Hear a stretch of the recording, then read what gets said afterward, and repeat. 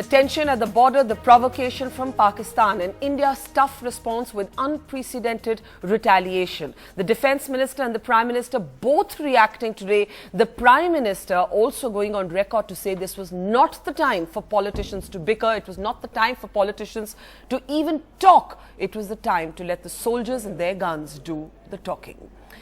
Now, the Defence Minister has warned Pakistan of an unaffordable cost if Pakistan continues with what Arun Jaitley called Pakistan's misadventure. Can both countries still pull back from the brink? Joining me first on the program today is Jammu and Kashmir Chief Minister Omar Abdullah. Omar, let me start by asking you, as somebody who has obviously in the capacity of Chief Minister and politician from the state seen this several times before, is what's happened in the last 9 to 10 days different in magnitude, intensity, scale and impact? Well, absolutely. In terms of the spread, the number of areas that are being targeted, the number of posts that are being targeted, the fact that civilian populations are deliberately being brought into the firing range, and that to large towns, not just small villages.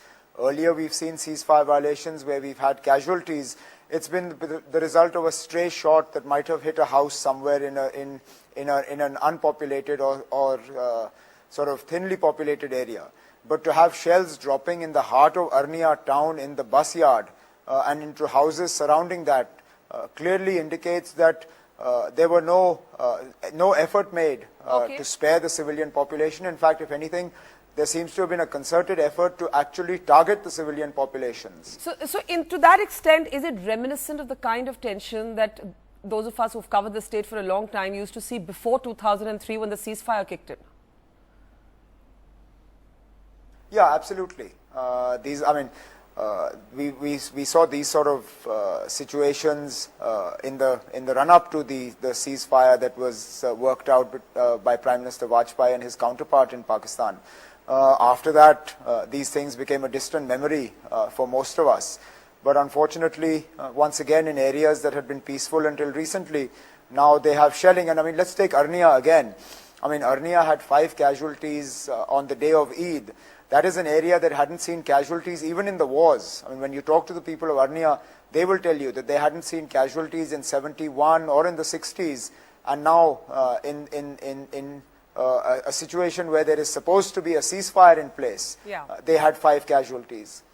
Let me ask you, Omar Abdullah, the Prime Minister today has said in more than one election rally that when there's tension at the border, it's not the time for politicians to be talking, that it shouldn't be their tongues that are wagging. The soldiers' guns and the soldiers' decisions should speak for themselves. Do you agree when Mr. Modi says that the ceasefire violations should not be the subject of political debate? He's, of course, responding to the criticism that he's come under, or his government has come under, from the Congress, the NCP and the Shiv Sena.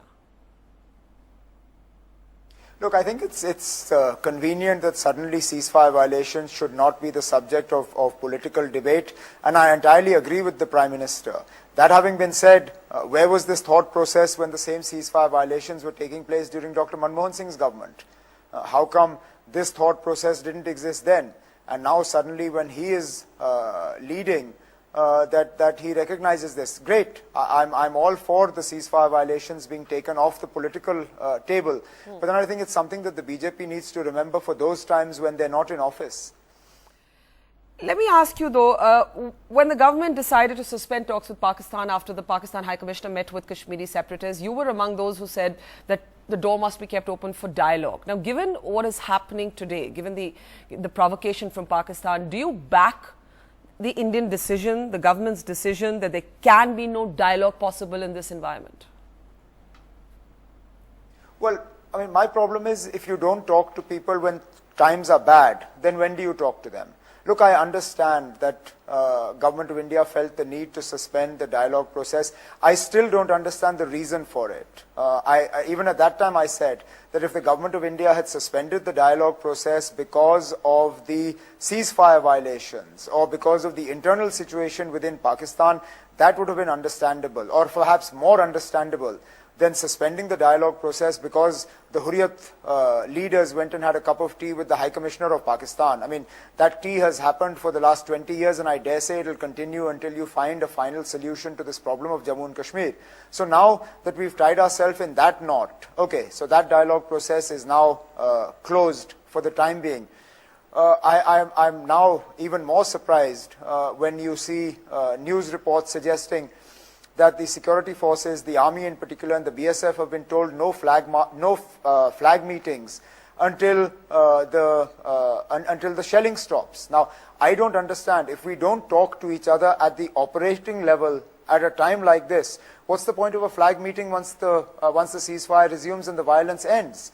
This is the time when we need to talk to each other, when we need to dial down tensions, and when we need to try and at least get this ceasefire back on track. Once these tensions end, and I have no doubt they will end, hopefully sooner rather than later, at that point having a flag meeting is pointless. Okay, but briefly in the end, maybe the operational level contact that isn't taking place, as you said, is because the security forces this time are being given full freedom to respond in the manner that they think is appropriate. It's to give them operational freedom.